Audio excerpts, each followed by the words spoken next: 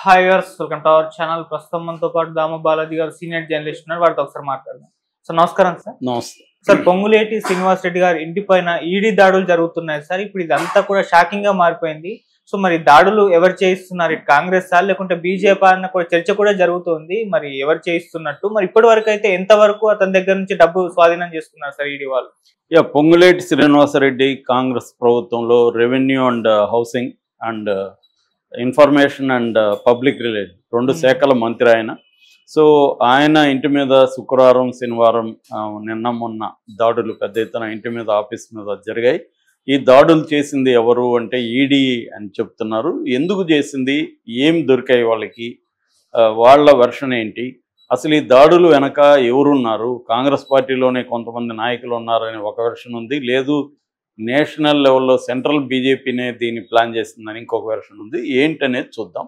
So ప్రధానంగా మనకి పొంగులేటి శ్రీనివాసరెడ్డి ఎవరు అంటే 2014లో ఖమ్మం నుంచి వైసీపీ తరఫున ఆయన ఎంపీగా గెలిచాడు, లోక్సభకి వెళ్ళాడు.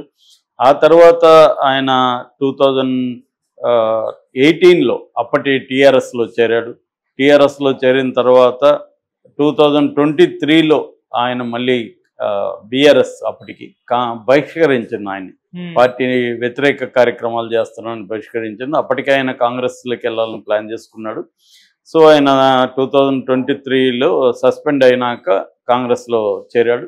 తర్వాత మొన్న పాలేరు అసెంబ్లీ ఎన్నికల్లో పోటీ చేశాడు కాంగ్రెస్ తరఫున.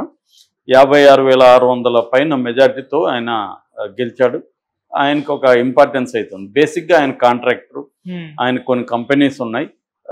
సో ఇప్పుడు ఆయన మీద దాడులు ఈడీ దాదాపు 15 బృందాలుగా ఏర్పడి దాడులు చేశాయి.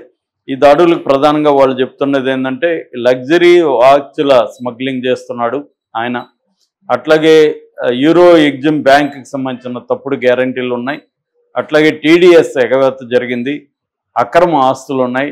రాఘవ ప్రైడ్ అనే కంపెనీ కన్స్ట్రక్షన్ అవి చూస్తుంది, దాంట్లో అనేక అక్రమాలు జరిగాయి. తర్వాత కొన్ని ఎలక్ట్రిక్ కంపెనీస్ ఉన్నాయి, దాంట్లో కూడా అక్రమాలు జరిగాయి. సో ఓవరాల్గా ఒక 870 కోట్ల వరకు దొరికింది ఈయన దగ్గర. విపరీతంగా ఎక్కడ చూసినా ఆఫీసుల్లో ఇళ్లలో డబ్బులు కట్టలు దొరికాయి అన్న ఒక న్యూస్ అయితే లీక్ అయింది. వీళ్ళ కొడుకు హర్షారెడ్డి పేరు కూడా రంగంలోకి వచ్చింది.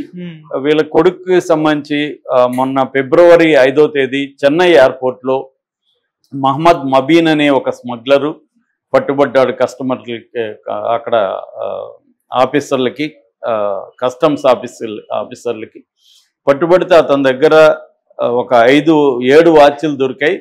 ఆ 7 వాచ్ లేదంటే పాటెక్ పిలుపు బ్రెగ్యూట్ అనే 2 కంపెనీలకు చెందిన 7 వాచ్లు దొరికాయి. ఒక్కొక్క వాచ్ ఖరీదు 5 కోట్లు. వీటిని లగ్జరీ వాచ్లు అంటారు. మనం ఆ మధ్య కూడా అంబానీ కొడుకు పిల్లప్పుడు కూడా 63 కోట్లు వాచ్ అనే వార్తలు వచ్చాయి. మనకి ఇక్కడ కూడా రామ్ చరణ్కి వాచ్లు పిచ్చుంది, అతను కోట్ల ఖరీదు చేసే వాచ్లు కడతాడు. అట్లాగే సినిమా వాళ్ళు చాలామంది వాచ్లు, ఆ మధ్య ఎవరు మన కవిత వాచ్ 20 లక్షలు అంటేనే షాక్ అయ్యారు. నిజానికి కోట్లలో వాచ్లు ఉండడం, వాటిని ఎక్స్ట్రా లగ్జరీ వాచెస్ అంటారు. సో అలాంటి వాచ్లు ఇతను తెస్తుంటే దొరికాడు. ఈ వాచ్లు ఎవరి కోసం అంటే హర్షారెడ్డి పేరు చెప్పాడు అతను. హర్షారెడ్డి ఎవరు? పొంగులేటి కొడుకు, పొంగులేటి శ్రీనివాసరెడ్డి కొడుకు హర్షారెడ్డి తనకు ఫ్రెండ్స్కి లేకపోతే ఎవరికో గిఫ్ట్లుగా ఇవ్వడానికి తెప్పిస్తున్నాడు అనేది కూడా వార్త బయటకు వచ్చింది. సో ఇదే ఒక అంశం. అంటే ఈ హర్షారెడ్డి ద్వారా స్మగిల్ చేస్తున్నారు ఈ లగ్జరీ వాచెస్ని విదేశాల నుంచి అనేది ఒక అంశం. ఓవరాల్గా ఇతని మీద 870 కోట్లు దొరికిందని దీనికంతా ఇప్పుడు డాక్యుమెంట్స్ అవన్నీ పరిశీలించిన తర్వాత ఈడీ అఫీషియల్గా అనౌన్స్ చేస్తుందని అంటున్నారు.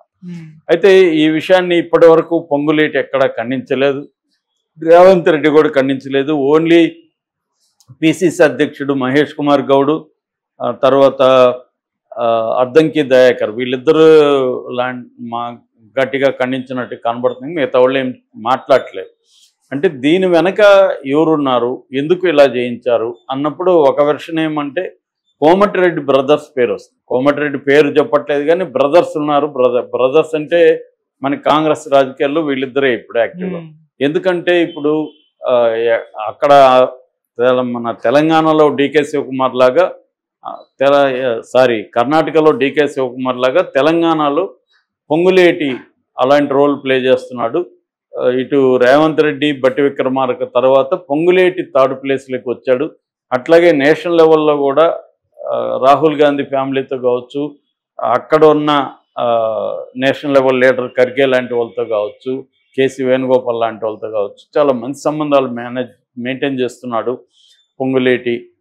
ఇతన్ని దెబ్బ కొట్టకపోతే ఇతను మరొక డీకే లాగా ఇక్కడ కూర్చునే అవకాశం ఉంది అని ఈ బ్రదర్సే ఇతని వ్యాపారాలకు సంబంధించి ఈడీకి ఒప్పందించారనేది ఒక వెర్షన్. సో అంటే కాంగ్రెస్ నాయకులే ఇతన్ని కంట్రోల్ చేయడం కోసం ఇది చేశారని. రెండో వెర్షన్ ఏమో ఇప్పుడు ఎన్నికలు ఆల్రెడీ హర్యానా, జమ్మూ కాశ్మీర్లో జరుగుతున్నాయి. నెక్స్ట్ మహారాష్ట్ర, జార్ఖండ్లో ఎన్నికలు ఉన్నాయి. ఈ 4 రాష్ట్రాల ఎన్నికల్లో కాంగ్రెస్ పార్టీకి ఫండ్స్ కావాల్సి వస్తుంది. కాంగ్రెస్ పార్టీకి ఫండ్స్ ఎక్కడి నుంచి వస్తాయి? 3 రాష్ట్రాల్లో నుంచి రావాలి, హిమాచల్ ప్రదేశ్, కర్ణాటక, తెలంగాణ. సో ఈ ఫండ్ కలెక్షన్, దీనికి ఆర్గనైజేషన్ ఇదంతా అక్కడ డీకే చూస్తున్నాడు. అందుకని డీకే మీద కూడా ఈ మధ్య నిఘా ఎక్కువైంది. డీకే పిఎంను కూడా కలిశాడు. ఈ మధ్య పిఎంను కలిసినాక డీకే వాయిస్లో చేంజ్ వచ్చింది. అలాగే ఇక్కడ డీకే లాగా పొంగులేటి ఫండ్ ఇదంతా చూస్తున్నాడు. ఆల్రెడీ ఒక ఫస్ట్ పేజ్ ఫండ్ ఢిల్లీకి వెళ్ళింది.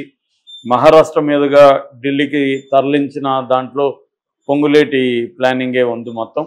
సో నెక్స్ట్ కూడా పేజెస్కి ఫండ్స్ని కలెక్ట్ చేసి డబ్బులు పెడుతున్నాడు. అందుకు ఈ విషయం లీక్ అయ్యి వాళ్ళు దాడి చేశారు. ఎందుకంటే మామూలుగానే మోడీ గురించి మనకు తెలుసు, ప్రత్యర్థుల ఫండింగ్ సోర్సెస్ని కట్ చేయడం అనేది మోడీ వ్యూహాల్లో భాగం. అందుకనే అప్పట్లో ఈ పెద్ద నోట్ల రద్దు కూడా మోడీ చేసింది. దీని వెనక వ్యూహం అదే అనేది చాలామంది చెప్పేది. ఎందుకంటే ముందుగానే తన ఫండ్స్ని ఆర్గనైజ్ చేసుకొని, తన ఫండ్స్ని కన్వర్ట్ చేసుకొని కొత్త ఈ పెద్ద నోట్లను రద్దు చేయడం ద్వారా ప్రత్యర్థుల డంప్స్ ఉంటాయి కదా, మనీ డంప్స్, అది అది పనికి రాకుండా అయిపోయే విధంగా మోడీ ప్లాన్ చేశాడు అనేది. ఎందుకంటే ఎలక్షన్లలో ఇవాళ మనకు తెలుసు ఫండింగ్ అనేది ఎంత ఇంపార్టెంట్ అనేది పార్టీలకి. గెలిచే ఎమ్మెల్యేగా గెలిచే వ్యక్తి ఉండొచ్చు, అతని దగ్గర డబ్బులు లేకపోవచ్చు, కానీ అతను గెలుస్తాడు, కానీ డబ్బులు కూడా పెట్టాల్సి వస్తుంది. అలాంటప్పుడు పార్టీనే డబ్బులు ఇవ్వడం అనేది అన్ని పార్టీలు చేస్తుంటాయి. సో అట్లాగే దాంతోపాటు పార్టీకి జనరల్గా కూడా ఫండ్ కావాలి, పబ్లిసిటీ ఇచ్చుకోవాలి, అనేక కార్యక్రమాలు చేయాలి, దానికంతా కూడా పార్టీ ఫండ్ కావాలి. అందుకని పార్టీ ఫండ్ లీగల్గా అంత సమకూరితే వాళ్ళకి సరిపోదు, కాబట్టి ఇల్లీగల్గా కూడా వాళ్ళు పార్టీ ఫండ్స్ అనేవి సమకూర్చుకుంటారు. సో ఈ కాంటెక్స్ట్లో ఇక్కడ ఈయన కాంగ్రెస్కి సప్లై చేస్తున్నాడు కాబట్టి తెలంగాణ, ఇటు కర్ణాటక, ఈ 2 రాష్ట్రాల నుంచి ఎక్కువ ఫండ్ వెళ్తుంది. ఎందుకంటే ఈ 2 రాష్ట్రాలు హిమాచల్ ప్రదేశ్ కంటే పెద్ద రాష్ట్రాలు కాబట్టి ఈ 2 రాష్ట్రాల నుంచి ఫండ్స్ని కట్ చేస్తే కాంగ్రెస్ ఎన్నికల విజయావకాశాలను కట్ చేయొచ్చు అనేది మోడీకి ఉన్న అండర్స్టాండింగ్. అందుకని ఎక్కడెక్కడైతే ఎవరు ఆర్గనైజ్ చేస్తున్నారు ఫండ్స్ని వాళ్ళని ఎలా కట్ చేయాలి, అందుకని ఆయన కంట్రోల్లో ఉండే ఈడీ, సిబిఐని ఎక్కువగా ఈడీ మధ్య రంగంలోకి దిగడం అంటే ఆర్థికంగా బలహీనపరచడం అనేది మోడీకి ఉన్న లక్ష్యాలలో ఒకటి, ప్రత్యర్థులను ఆర్థికంగా బలహీన. నాకు తెలిసి ఈ థియరీకే వెయిట్ ఉంది కోమటిరెడ్డి థియరీ కంటే. ఎందుకంటే ఎలక్షన్ జరుగుతున్నప్పుడు కాంగ్రెస్ ఫండ్ని కట్ చేయడం అనేది మోడీ ఎప్పటి నుంచో చేస్తాడు, ఇప్పుడు కూడా అది చేస్తున్నాడు. అందుకని మన ఎప్పుడు ఎలక్షన్లు జరిగినా ఇలాంటి వాళ్ళ మీద దాడులు అనేవి జరుగుతుంటాయి. మనం అబ్జర్వ్ చేస్తే ప్రతిసారి కూడా ప్రత్యర్థుల ఫండింగ్ సోర్సెస్ ఎవరైతే ఉంటారో, ఆర్గనైజర్స్ ఎవరైతే ఉంటారో వాళ్ళ మీద దాడులు జరుగుతాయి. ఫర్ ఎగ్జాంపుల్ తెలుగుదేశానికి సంబంధించిన నారాయణ మీద, కాలేజీల మీద జగన్ దాడులు చేయించాడు. ఎందుకు? తెలుగుదేశానికి సంబంధించి మేజర్ ఫండింగ్ అంతా ఆర్గనైజేషన్ నారాయణ చూసుకున్నాడు. కాబట్టి నారాయణ దగ్గర ఏమన్నా ఫండింగ్ ఉంటే, ఆ డబ్బులు దొరికితే మనం నారాయణ మీద కేసులు పెట్టచ్చని జగన్ ట్రై చేశాడు. కేసులు పెట్టచ్చు, ఒకటి సోర్స్ని కట్ చేయొచ్చు. సో మళ్ళీ కొత్తగా సోర్సుల్ని రెడీ చేసుకోవడానికి టైం పడుతుంది. ఇది వీళ్ళ ప్లాన్. ఎవరున్నా అధికారంలో ఇదే చేస్తుంటారు. ఆ మధ్య ఈ ఫోన్ ట్యాపింగ్ తర్వాత కూడా మనకు చాలా విషయాలు బయటకు వచ్చాయి. కేసీఆర్ ఎలాగా కాంగ్రెస్ నాయకుల మీద, ఫండింగ్ సోర్సెస్ మీద దాడులు చేశాడు, వాళ్ళ ఫోన్లు ట్యాప్ చేసి వాళ్ళ ఫండింగ్ సోర్సెస్ని కనుక్కొని దాన్ని ఎలా బ్రేక్ చేశాడు అనేది మనకి ఫోన్ ట్యాపింగ్ దీంట్లో వాంగ్మూలాల్లో బయటకు వచ్చాయి, కన్ఫెషన్ రిపోర్ట్లో బయటకు వచ్చాయి. అలాగే ఇప్పుడు కూడా మోడీ ప్లాన్ ప్రకారమే పొంగులేటి మీద దాడులు జరిగినట్టుగా మనం అర్థం చేసుకోవచ్చు. Okay sir, thank you so much sir.